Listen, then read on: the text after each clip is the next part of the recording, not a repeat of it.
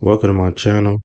Here we're going to learn how to use the moon as a natural stabilizing tool in your life and how to use it to create patterns for constant growth and success. Here we go. I'm going to leave this here as a marker so you can skip to the stories and come back just so it doesn't throw off anything or take up too much time. Now, what if I told you that the majority of the things that happen in your life all coincide around a similar time? What if I told you these things could be predictable and that you could take advantage and use this cycle to help build success and bring blessings into your life? This is the moon. So, what is the moon? You know, it's going to be a friend that you're building a relationship with, right? You're going to load this friend with ideas and memories and faith. This friend is going to always be there, consistently be there. Uh, And like I say, it's just a tool. It's going to be a placeholder for your aspirations of growth and success. It's going to be there to help provide balance and mindfulness in your tough moments. And as a reminder that you're connected to all the others on our planet, everyone else can see this. Everyone else is getting impacted by the same thing. We're all here together on this rock, looking at that other rock.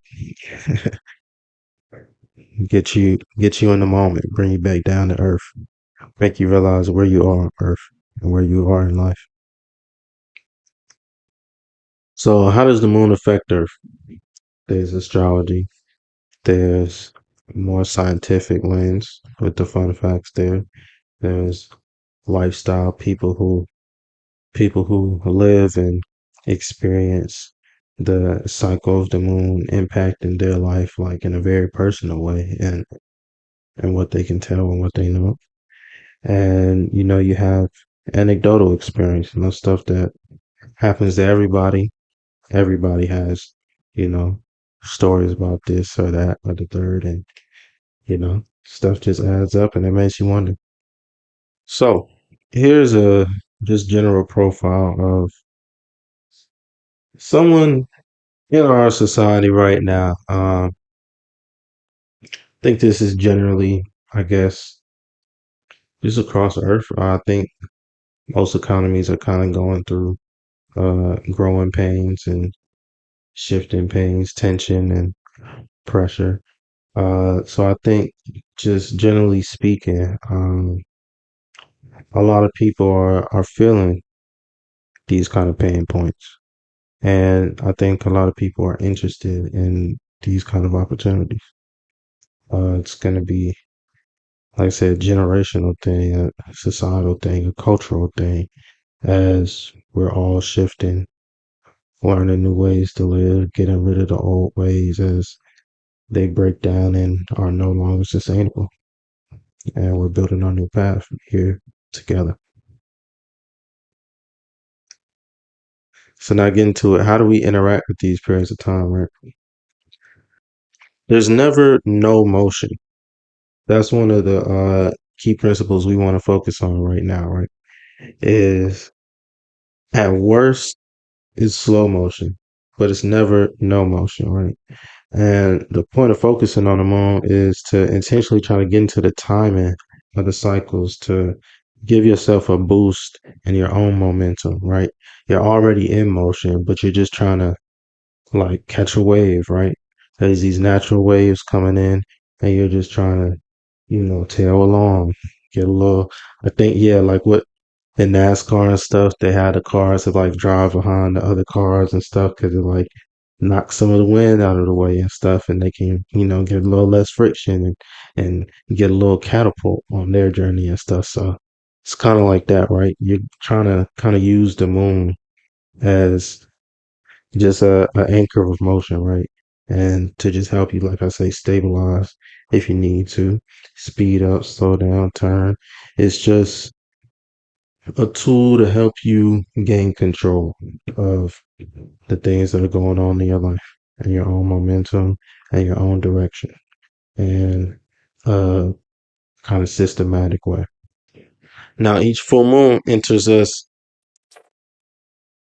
So each full moon, I like to say, raises the energy table of the world, right? I like to say about 4 or 5 days before a full moon and after. Um, there's a just overall heightened energy level, right? And during this time, you'll notice, more of these things firing off, more of these random little quirks and events that we've seen before on some of these other signs, dreams, people coming back into your life, drama, crisis, these kind of things. They're going to happen in this little range of time. Not, only in this range of time, as you can see, but it's just about the overall correlation of these things and just being able to find a place where you for sure can make a move, get an anchor, and try to do something meaningful to help yourself, right? So these types of motion, right? I mean, just try to think like physics real quick. Just try to humor me and, think of some of these things. Like sometimes it's going to be stuff like a rolling ball, right? You know how a ball goes down the hill. The steeper the hill, the faster it goes. The more flat the surface, then the slower it might go, right? It might need more external energy and external action to keep it going at a certain speed, depending on the angle of the surface, I guess, in this analogy. And so, think of it like that. Sometimes there are gonna be things that kick you off down a steeper part of the hill. Imagine a roller coaster or something like this. Some parts have bigger bumps and some parts have smaller bumps. Some parts just glide kind of on previous momentum, and some parts you have to, fight against gravity and chug, chug, chug, chug, chug to get up to the top. But once you get up there, you're gone. And so these are sometimes some of these events that'll show up. Um, Also, next, now you have the turning ship. So for the turning ship, think about it. You're not gonna immediately turn the ship at a right angle. That's gonna like flip the boat. It's gonna have the water. The water has a certain kind of tension on it, and it's not gonna work out well. Just the physics of that don't work. You're gonna have to guide, it, especially the size of the ship. Obviously, it's like imagine a cruise ship turning at a right angle. It's probably kind of unlikely. So with these turns, you're gonna want to be, intentional and gracious in the turns. You're gonna want to give it space, uh, and guide it, instead of kind of force it, because, in this example, it's just not the best thing always. Now, can sometimes a turn be forced and be sharp and abrupt and maybe not even be intentional, intentional or not, yeah, it happens. And it doesn't always crash the boat, depending on the size of the boat. If it's a smaller craft and it's built and trained and been refined for those kind of maneuvers, then that's what it can handle. So you're gonna want to think of your mind, I guess, like a boat in this example. And when the moon is coming into contact with it, it's just like a potential obstacle there. And you're just going to want to, or current maybe, right? And maybe you're going to want to go with a certain current or be going against a certain current. Don't maybe, make it an obstacle as a life or death thing, but it's just guidance to help you maybe gain speed or get where you're going faster in a better way. And you're just going to want to be cognizant of how you interact with the current in these times. And last, you have the one off events. So these are like jumps and falls and things. These are sudden and, potentially unexpected and more likely than not, very sharp adjustments in overall direction. But, these can obviously be very great starter events to get you going in a certain direction, get you momentum when you feel like you're stuck, something to just get you out of that hole and on your way. And so, you know, yeah, sometimes, you're gonna bounce around with these, and sometimes maybe you do feel like you fall and you're paralyzed maybe in the free fall event or something like that. But, like I said, it's never no motion. Sometimes it just feels like very slow motion. And at the end of the day, you're gonna hit ground again. You're gonna keep moving, and it's all about direction after that. What do you do to maintain or adjust or control the momentum of motion that X event has given you? So just to recap, each month you're gonna get a chance, undoubtedly, I can say this for sure, undoubtedly, something will happen every full moon, every month. I don't know what, it might not be what you want to happen and, something that you like or really focused on what you're thinking about at the moment, but undoubtedly for sure. I mean, of course, something happens every day, but specifically, you'll get chances at amazing timelines and directions and new paths in your life, new opportunities and events for advancement every single full moon for sure. And this period isn't just 1 day or 2 days, like you gotta hunker down and whatever happens on those days, it's like the most important stuff in your life. No, it's the period of time, 4 or 5 days before and 4 or 5 days after, it's just the overall period where it's about focus, advancement, being mindful, staying in the moment, and like I say, having control of yourself on this wave of motion and on this wave of life. So it's kind of the basic stuff, and now we're about to get in how to use this information, right? How to use this mindset and this knowledge, right? And as you can see, some caveats because I'm not trying to sell, perfection to anyone. That's not my intent to sell perfection. And, you need a couple of different sources to achieve perfection. I don't think you're going to get it just in one pill from anywhere. You need a little bit of this, a little bit of that, you know, um, different things on the plate to get a full meal, not just, filling your plate with one thing and saying you're being fed and getting all the nutrition that your soul and life need. And I'll be going into more detail here in a second, but these are just some quick steps for in the moment thinking.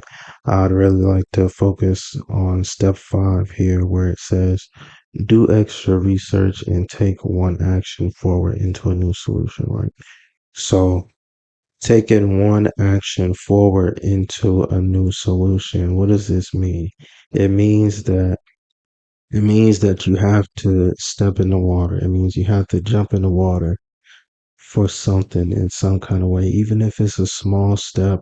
It's just investigative or educational, informational. You have to make sure you're taking those steps forward towards your goal, because eventually, like I say, with momentum, the ground you're on, it might lead you forward faster and faster than you might think. It might take you on a path where, boom, things start happening that you didn't necessarily expect, anticipate, or rely on.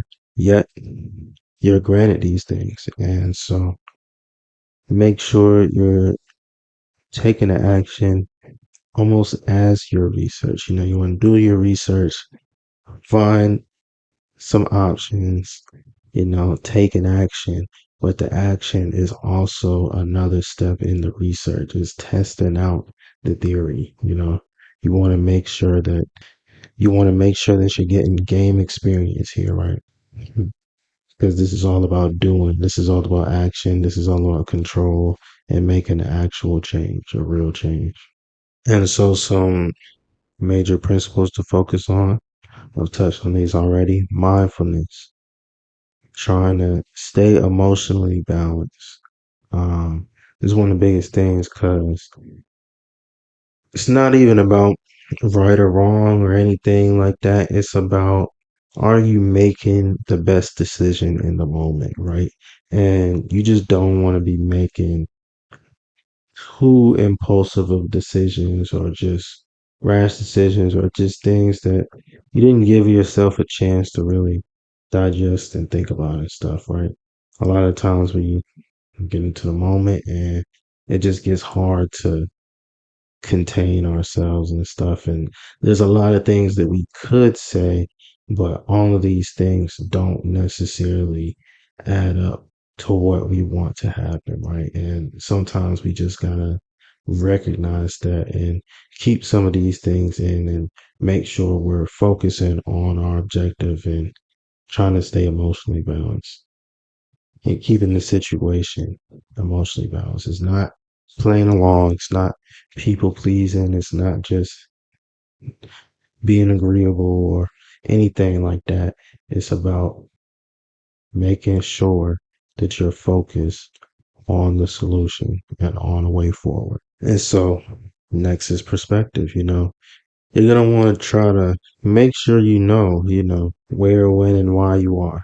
And know that the future is going to come. You're going to have another chance. It's never as bad as it seems. Like I have here, within 3 full moons, you're going to have something come up again that directly relates to this situation that will, completely push you on a new trajectory, that basically doesn't nullify the things that happened before. And of course, you have to make sure you're always remembering stuff and making sure stuff doesn't happen for no reason and you're gaining experience, because if you're on a path, in these analogies, then you don't want to end up going in circles just because, you're turning and turning and turning or this and that and that and that. You gotta know where you've been, make sure stuff didn't happen for no reason. But remember, like I was saying, that it doesn't nullify stuff that's happened, but it will give you another chance. It will give you another swing at bat. It will give you another opportunity to change exactly what you are focused on. And last is resourcefulness. This is one of the things I feel like is kind of left out, especially nowadays where people are talking about boundaries and everyone's ready to cut and run and walk away, right? That's the biggest thing that I think most people are teaching these days is, how to get yourself out of situations and, this, that, and the third. But that usually boils down to the same thing, which is leaving, which is all good and well. And if it's a situation that you need to leave from or you don't need to be involved in, then that's 100% okay that you do that. And that's perfectly fine. But I think it's come too close to the default decision, right? That people make when they encounter conflict. And so I think that resourcefulness here is really talking about getting all the information you can and getting all the options you can, right? And getting all the opportunities you can, right?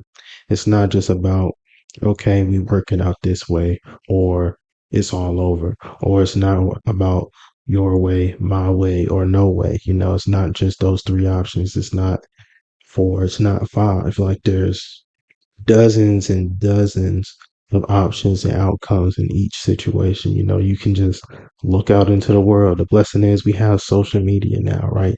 You don't have to have just a few anecdotal things or, rely on experience around you or whatever you can get your hands on. You can go and search out experience in a lot of different situations. And no, there's not always going to be a super big wealth of stuff that's just like your situation, but that almost proves my point even better that, There's always going to be a different way that people come into things, which almost guarantees that there's going to be a different way that people come out of things too. There are going to be a lot of times when you feel like you're trapped and you're not really trapped. You're going to feel like you don't have options, but you really have more options than you think. And you're going to be forced into these options sometimes anyway if you decide to not take action, or sometimes certain actions just lead to certain other places that were unexpected, because that's how life goes. So the main thing here is just to recognize, especially in the moments where we feel like I have to do this or I have to do that, take a step back, try to be mindful, get some perspective, and do some more research. Find a way, if you can, to test things out. Take one step here, one step there, see what happens, see what comes of stuff. Plant a seed and see if any fruit grows, and just do your due diligence with your potential available blessings, because a lot of the times we pass up great situations and better outcomes than what we experience because we're locked into this having to be this way, or this has to go that way because of maybe how we're feeling, how someone else is feeling, and maybe just a lack of information or experience or a lot of different things, right? So just don't tell yourself that you're trapped. Now, here you can see the four objectives that you should try to have in most of the situations that you choose to engage with, right? You shouldn't just choose to engage with every situation, but when you are choosing to engage with the situation and intentionally seeking a solution or some type of, positive outcome, then, you know, I would say you at least have four options, right? It can go better than expected. It could go, which means you will likely receive some kind of uh, easier path when you approach a situation that was unanticipated. It happens plenty of times. Uh, you could also, go in with your plan and, you know, or with your intentions, and stuff goes about how someone would reasonably expect it to go. And, you hold up your obligations to whatever, and you play your part and things go as they should. Uh, and sometimes you have situations where you might be met with more resistance or more obligations than you expected. And then it's all about, your intention still, and your desire and your will, and how much you want this thing. It might require a little bit more negotiation, but at the same time, it still can be successful. Conversation is very close to cooperation and success. And then you have the situation that, you know, will cause a lot of tension and anxiety, potentially even after a solution has been reached, just due to responsibilities, the negotiations that happen, the conflict, the emotions, and stuff that might have been thrown around. But if there's a common intent and a common goal and a common will, common desire, then success can be reached. And it's just stuff happens. It's life. It's not about getting everything the way you want it. This, and none of these are about just always getting your way, or, forcing the world to bend to your will. But it's about having control in situations so that you can always be working towards a solution, so that the majority of things you do are working you closer and closer to solutions and success at your desires and goals and dreams. So this is all within the moment of conflict, right? Like I say, here it's very important. Understanding. Do you even need to be in this situation? Why are you in this situation? And do you need to continue to be in this situation? After you decided, do I need to be here? It's okay. I should be here, but why is that? And I should be here, but what am I trying to do by being here? And making sure that we're locking our eyes on the prize. And then conflict is representative of unmatched desires, and unmatched cooperation. How we can come together and find a solution on whatever this issue is. And lastly, confirmation. This is important because you want to make sure that everyone knows their obligations, right? Because when it's not clear, one person might think this, one person might think that. It's just, the fast track back to conflict. And, it's just, that's where you end up going in circles and not really getting anywhere because the seal wasn't put on the situation. It wasn't stamped and finalized. It was just kind of thrown out there and left in open negotiation. The papers weren't signed, kind of thing. And it doesn't have to be some type of intense pressure or some type of super formal thing or anything like that, but it just needs to be clarity. It needs to be clear. It needs to be understood, mutually understood, and it needs to be mutually clear.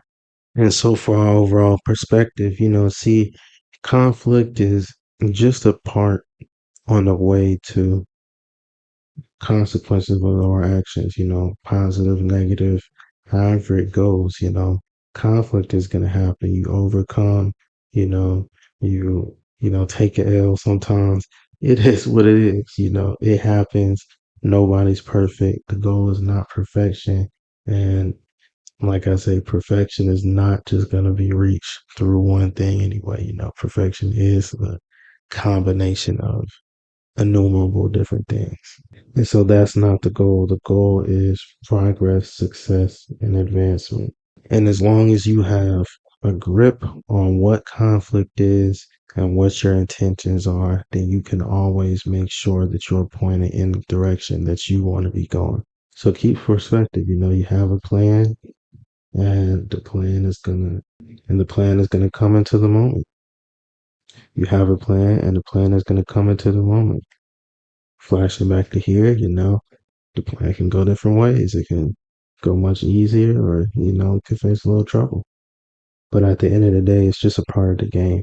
You gotta have genuine intentions here, or your actions are not gonna be aligned. You're not gonna want to keep up the terms and conditions of the negotiations and the situation, and you're gonna end up going in circles. So you gotta make sure you got a genuine plan, and when you get in there, boom, you'll have a higher rate of success.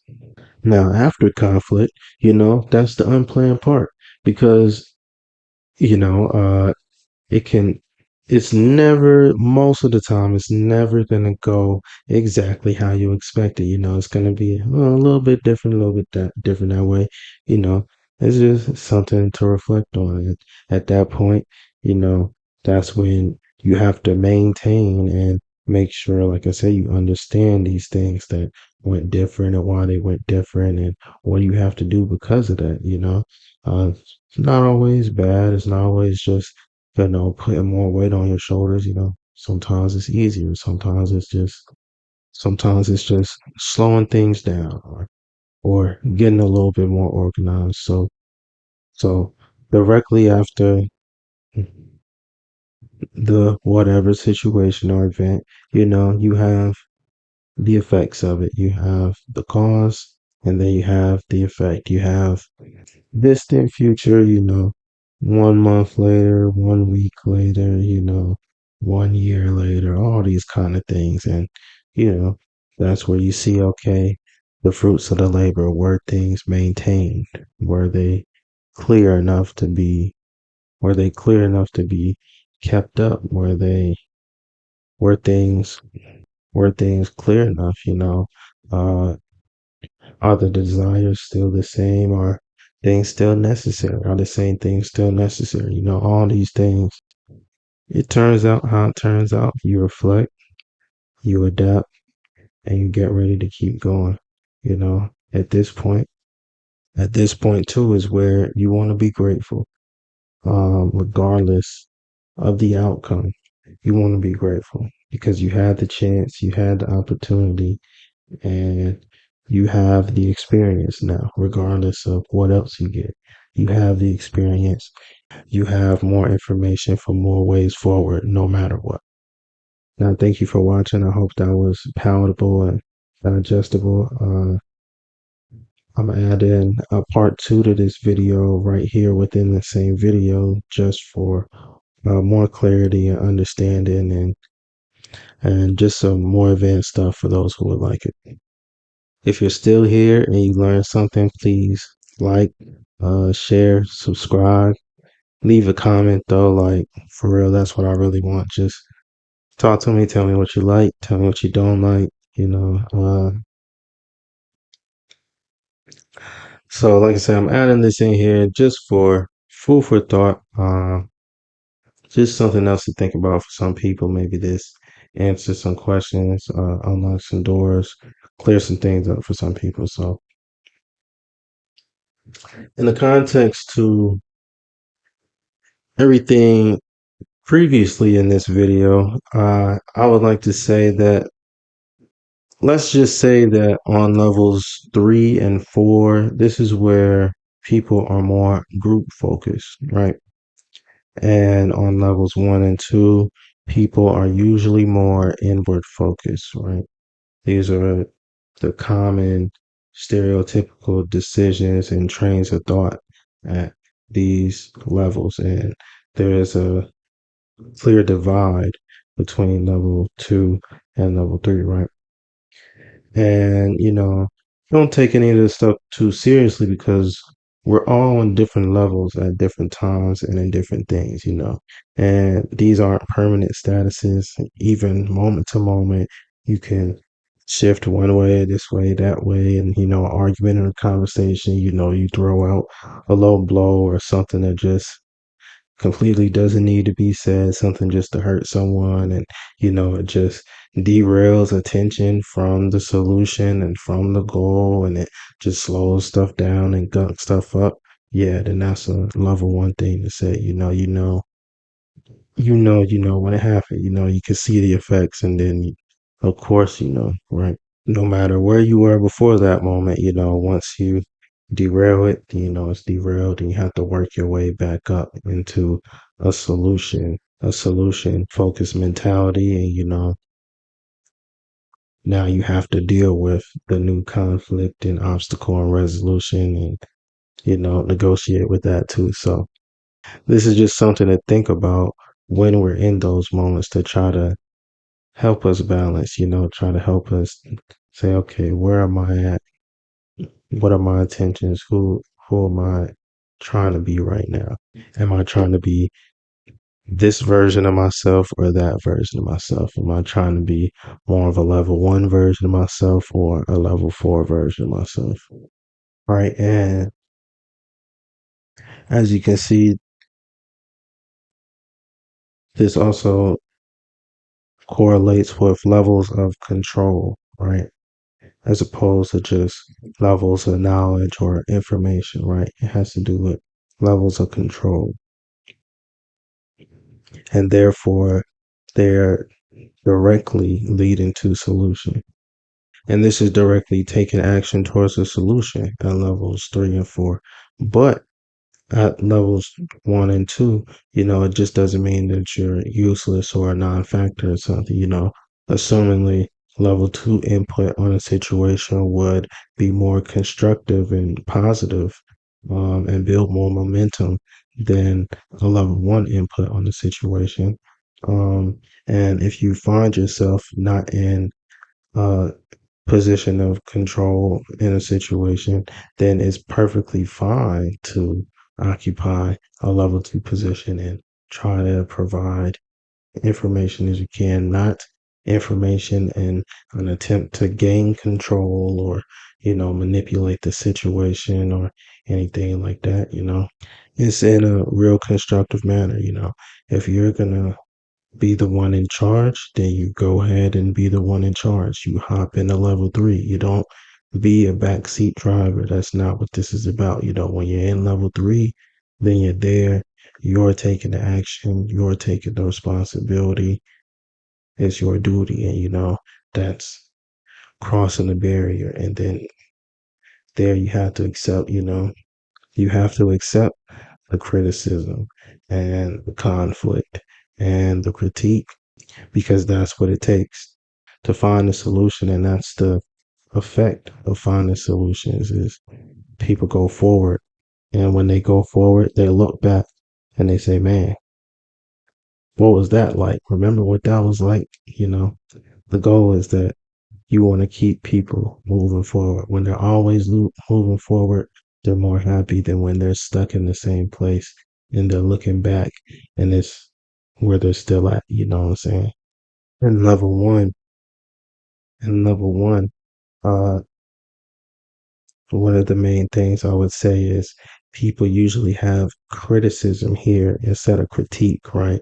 That's one of the things that might separate level one from level two, is the level one might not be constructive or have any way to provide value. Now, like I say, we got to be adults here. We got to be real with ourselves, and that's up to you on what you're saying. Is it really constructive? Is it really positive? Is it, constructive in what I would like to happen, or is it constructive in what the entire group would like to happen, or this person would like to happen, whoever I'm negotiating with? Because the level one thing to do is to think that you're providing critique, but it just be criticism, and then you use it, and then you use the criticism to emotionally hijack the situation. And rather than presenting paths forward, you actually represent barriers and you bring more problems, right? Your your solutions, your criticisms introduce more problems and make solutions harder to come by, right? And they slow the process down. But level three and four, this is where action lies, this is where control lies, and this is where dreams become reality and desires become memories, Things that you wanted are things that you have. Places you want to be are places you're at. Places you didn't want to be, places you were, and places you've left. Your story is contained in how you behave and react of each chapter of your life, Um, to me, aiming to be solution focused means that you're going to be trying to occupy level two and four as much as you can, to just try to be moving forward and trying to keep the overall energy level up of yourself and everyone around you, right?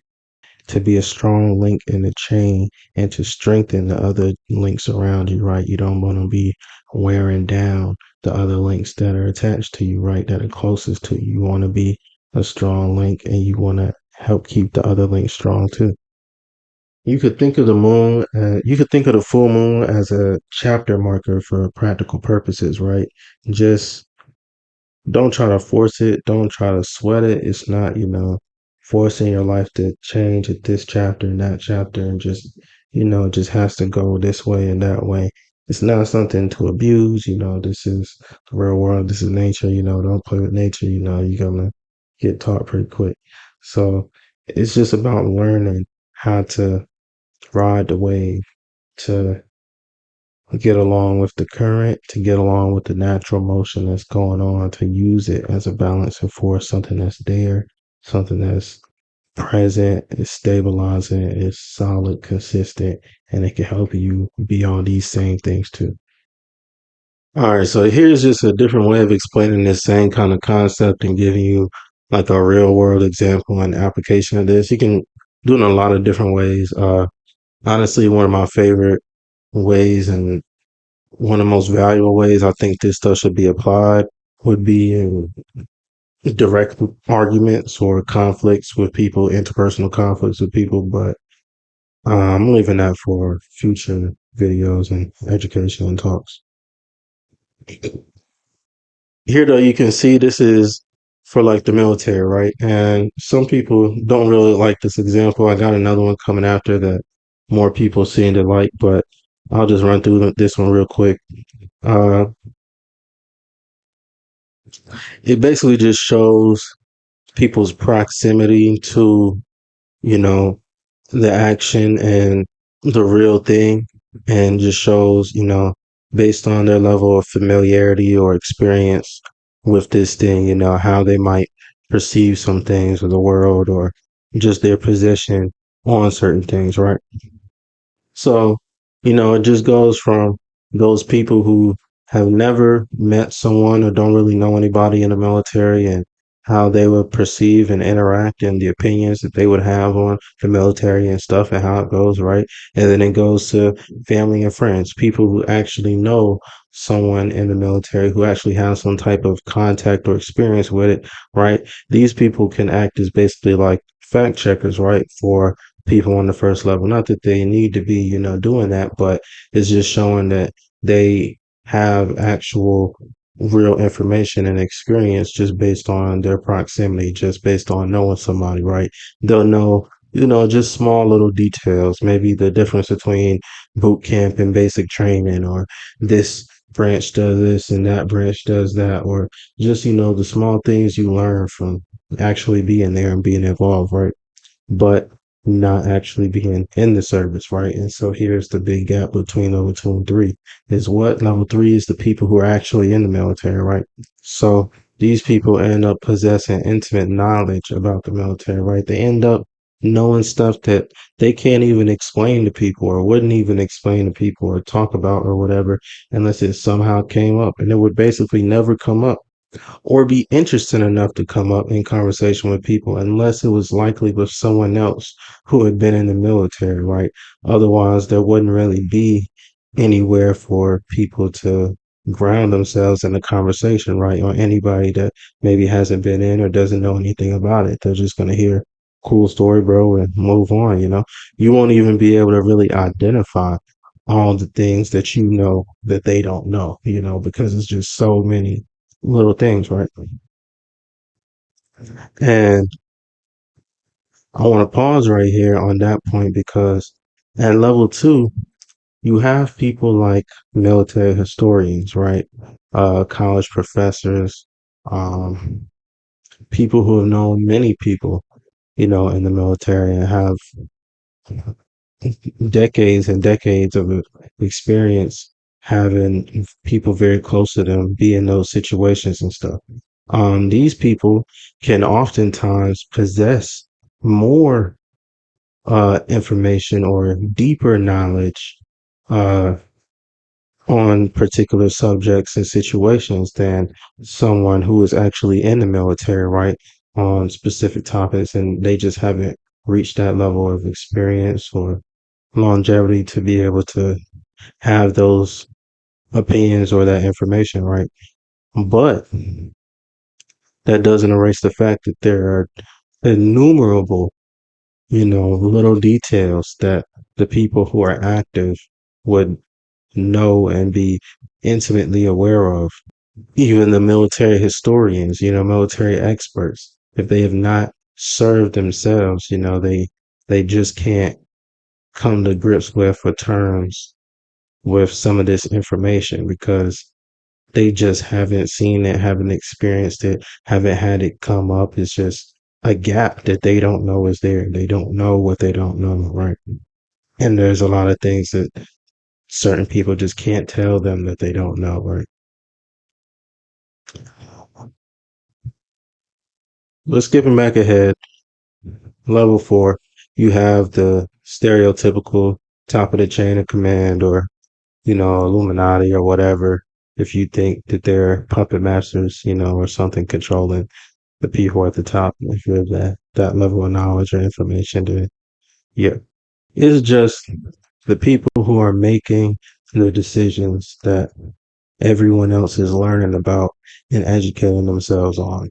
This is where the decisions come from that the historians study, and they try to quantify and put into context and kind of terms with. This is where the action and order and movements of the people on level three come from this higher level, right?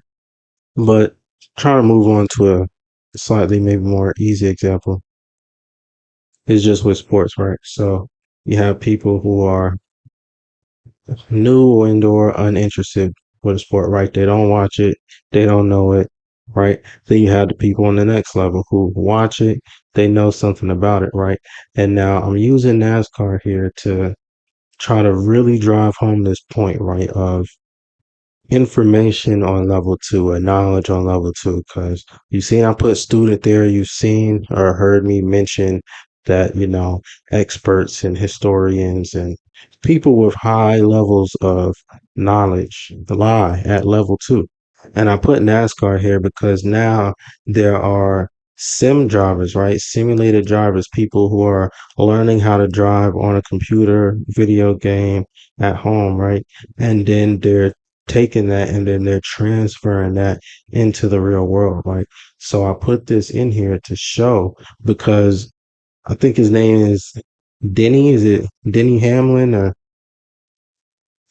uh Denny something? I think, he's a race car driver and I'm pretty sure he's the one where he started in sim and now he's, one of the top drivers. I think it's an important thing to note that at level two, you can have expert levels of knowledge. Like you can get to that level, but I cannot stress enough, and this is the big thing.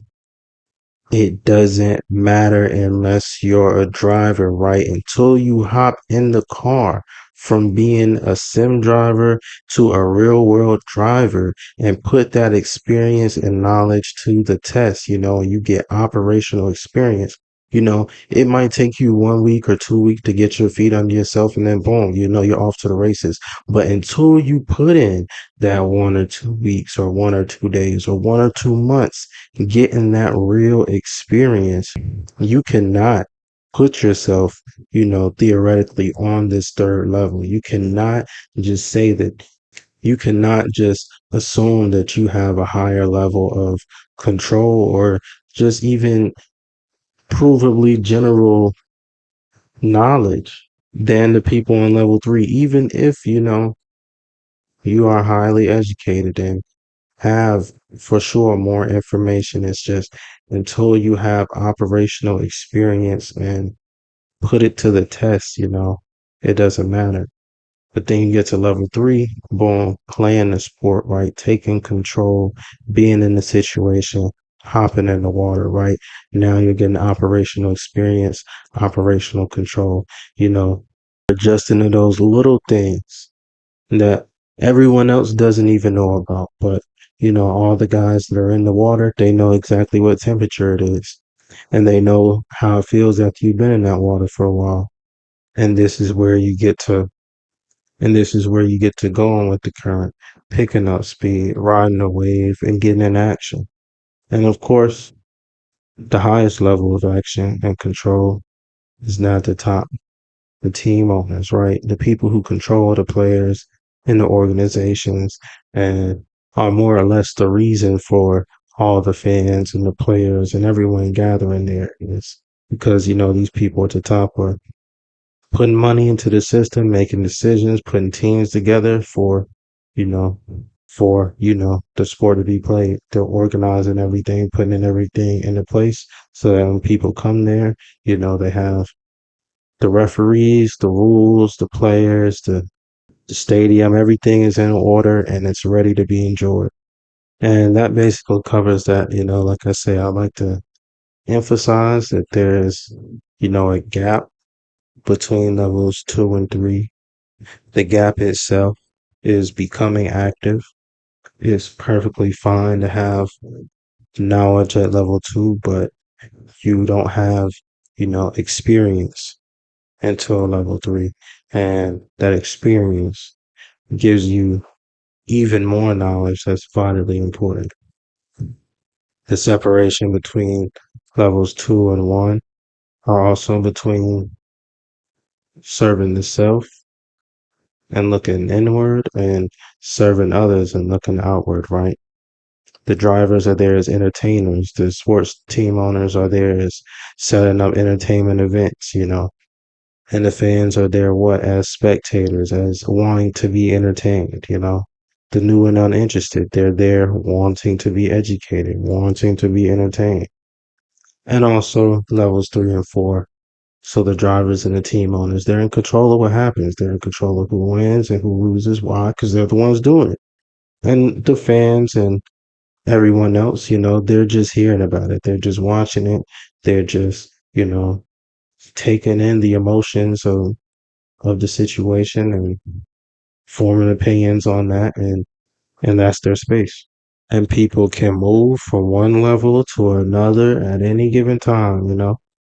Can a team owner become uninterested in his own sports team?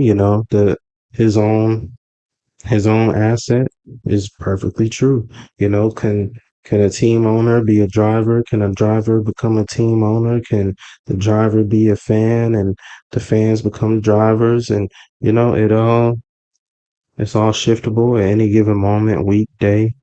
None of these are necessarily solid states, even when they feel like it. So it's just food for thought. Again, thank you. Like, comment, subscribe. All right, so these are my moon stories. Uh, this is gonna be my first time really going through all these things like this in order, so I'm gonna try not to make it too long, but bear with me if you can. That's why I put it at the end of the video. So, all right. So it all started with my niece's passing in July. Uh, the night that it happened, I was up at like 2 or 3 in the morning, on my phone, like on TikTok or something, and I just had like a wave of emotion come over me. It was like terror, like actual, like the deepest fear I've ever felt. Like I've never personally been in a situation myself, and I've been in life or death situations and dangerous situations and stuff. But personally, myself, I've never felt that kind of fear in a moment. But that night, like, something just came over me, in the middle of the night. And, I had an unfortunate, uh, suspicion that I might get some type of call in the morning or something. And yeah, my dad ended up calling me that morning and letting me know about some of what happened. It was completely unexpected and basically almost unexplained right now. And you know, this happened late July 2023. I meant to say that. Uh, so if you look, um, there'll be a full moon around August 1st, 2023. So this is within uh 5 or 6 days of that. And now going into August, that same week, right? Preparing for the funeral, uh, and all the arrangements and everything. I had a dream about my family going to the funeral and actually coming from the funeral and getting into a car crash. And I knew it was coming from the funeral, just the orientation of things. I recognized in the dream and stuff. And so after I had that dream, I took it upon myself to try to change some of the aspects of the dream and the situation and stuff. I was in the back seat in the dream, so uh, on on the way back, so I decided to drive on the way back instead of maybe drive on the way there. So, and lo and behold, we had catastrophic, unexpected failures with our car, and the brakes on the car, and the car ended up having no stop, for the whole second half of our trip. Like we had to jump out of the car, like the brakes were smoking. We thought the car was about to catch on fire. It was like almost like on fire and stuff. Super hot brakes, like burning hands and stuff. They got locked up. We had to take something off and all kind of stuff. And basically, the car had no stop on it, on the way back. But I made the trip over 300 miles on the highway. Um, and I got the family back safely. And yeah, that was still within this full moon period. Um,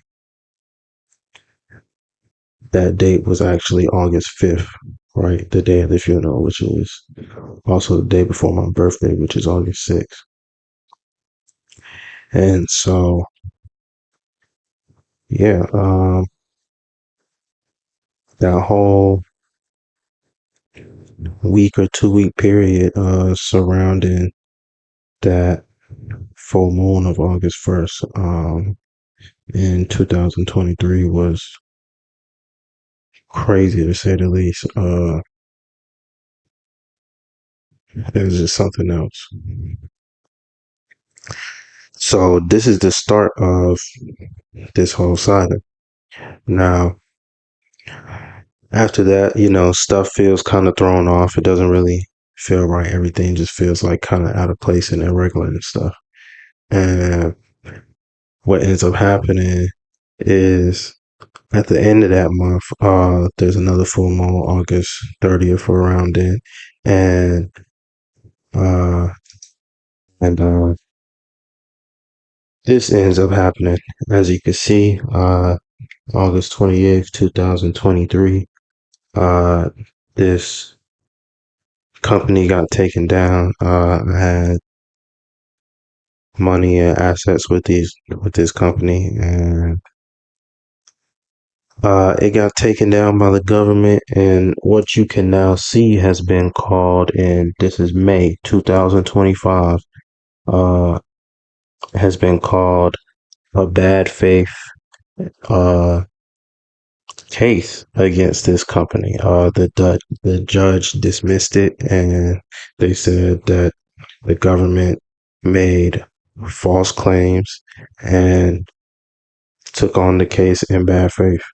Um, Crazy to say. And so that bad faith case happened for whatever reason on August 28th, 2023. That's when it all went down.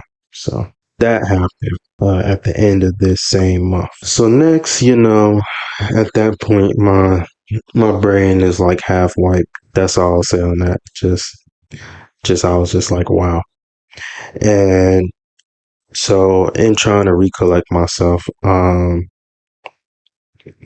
just start going into new things, trying to expand my mind, expand my horizon, expand just like, I decided to go completely left field basically. And I downloaded this app called Hello Talk. And so on this app, I ended up meeting two friends.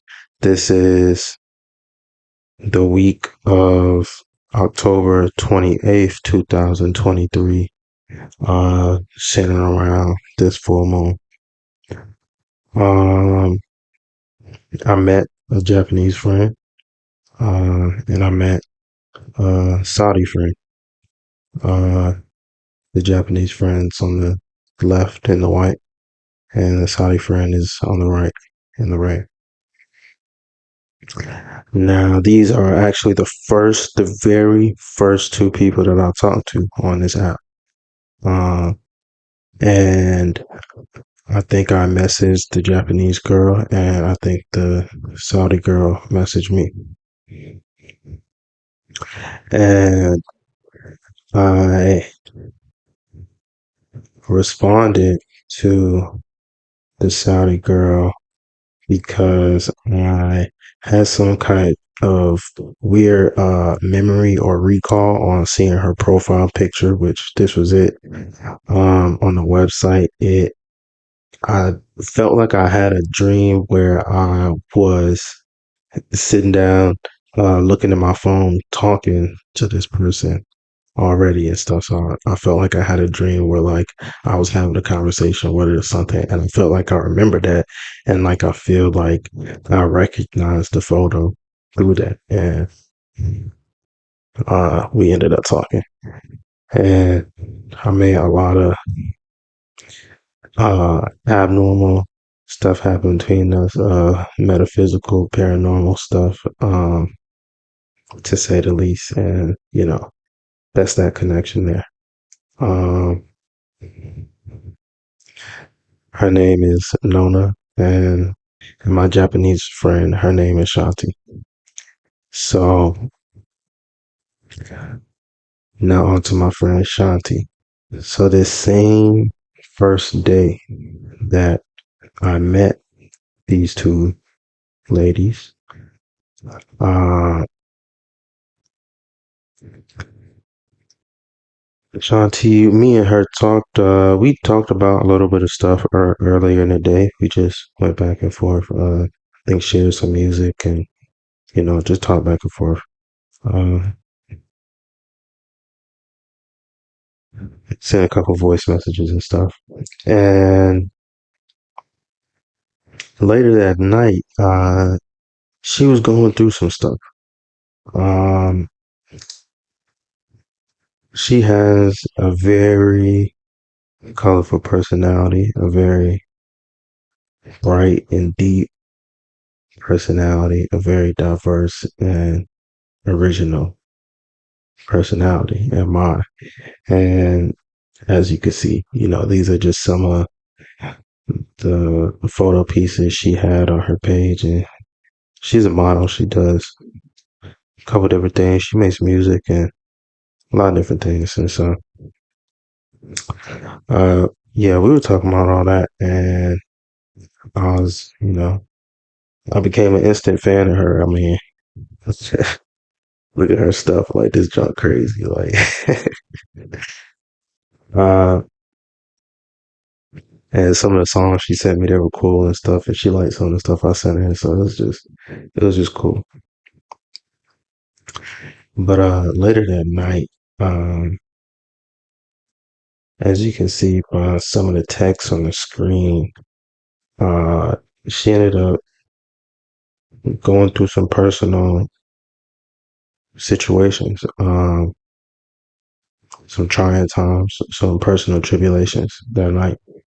And I can't remember how it exactly came to be, but I think I ended up sending her some kind of message after seeing some other posts that she had made on the app's little like message board place, like status area.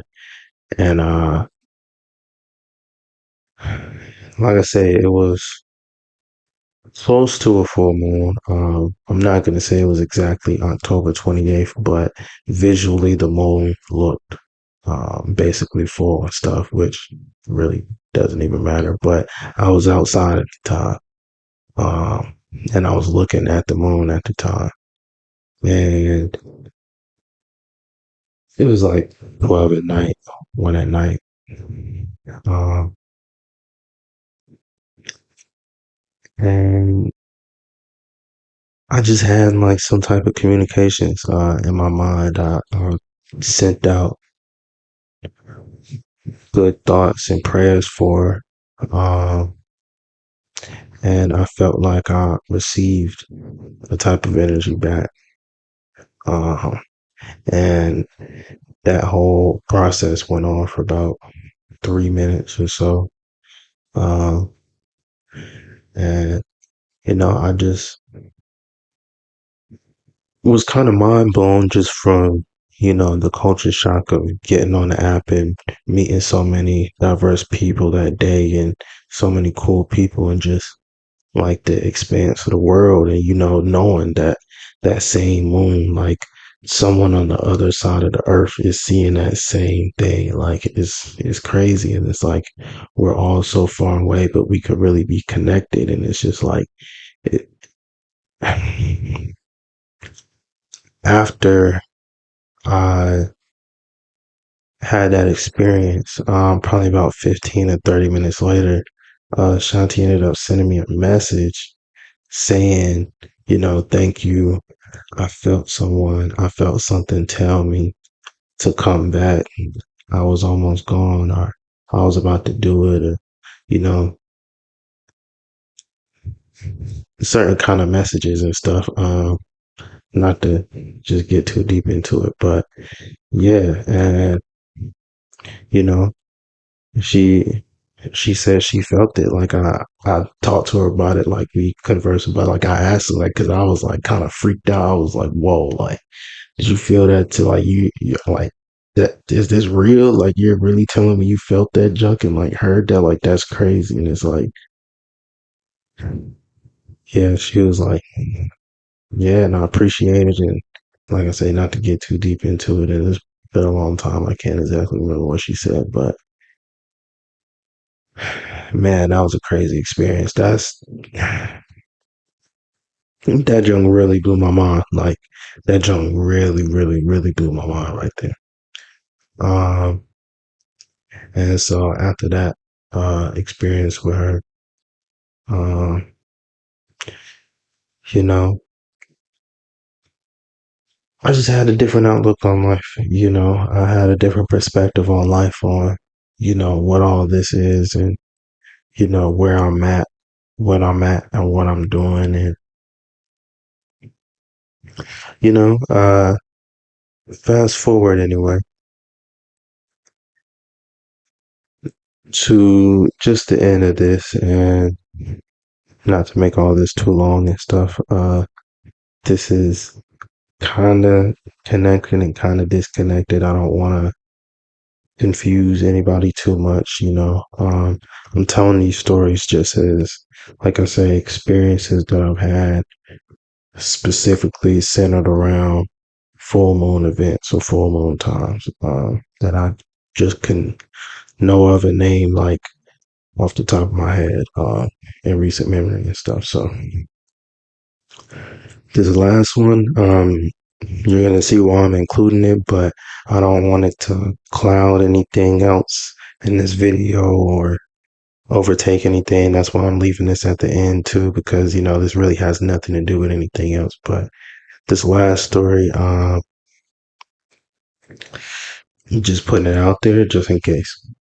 So the last thing is I had a dream around the November 15th full moon in 2024. Uh, it's now summer 2025. In this dream, I was in a certain city, certain town. I'm going to go on a limb and say it was Norfolk, Virginia. Um, and in this dream, I was walking to the store to just hurry up the story. Walking to the store, blah. Came back, and over the course of about 20 minutes in dream time, it was very long, drawn out, detailed, extended dream. But basically an attack on the city developed, a drone attack on the city developed. I'm going to also go out on a limb here and say it was China with some submarines that were full of a whole bunch of AI drones, like tens of thousands of drones that they just released at a massive drone storm, right? Or a drone swarm, right? Um, and yeah, they set them on the city. Uh, it was mayhem and panic. As you can imagine. A lot of crazy stuff happened. I was ducking in and out of houses while they were getting blown up and stuff. And long story short, I ended up having to hide in the house and duck and try to fight and escape a drone at the end of the dream. And, that's what happened. And so I'm just throwing that out there, with current times and stuff. Other people, y'all might have certain kind of, uh, visions and dreams, premonitions and stuff going on. There's no telling when these things are going to happen or if they will happen and all this kind of stuff or exactly where, being able to identify stuff. But, you know, just be cognizant of certain things and going certain places at certain times, might not, probably won't be soon, but it could very likely be later. So, that's the end of my moon stories for the purposes of this conversation. I hope you appreciated this video. I hope you can learn something from it. I hope that we can all come together and grow. Uh, the world is about to go through extremely trying times, and we're gonna need to come together to make it. It's not gonna happen if we all split up and try to do our own thing and just isolate ourselves. It's just not gonna happen, you know. We're gonna have to rethink society. We're gonna have to change some of our standards and ideas about things and principles on things, and we're gonna have to just start working on solutions. Because at the end of the day, we're gonna have to still be here. We're gonna have to be here. Like, we're gonna have to make it together. There's no way around it. So I hope to make it all with you, and I hope you all will make it with me. Have a nice day. Thank you. Like and subscribe if any of this helped you, or if you just want to keep up, it will help a lot. Thank you. Bye.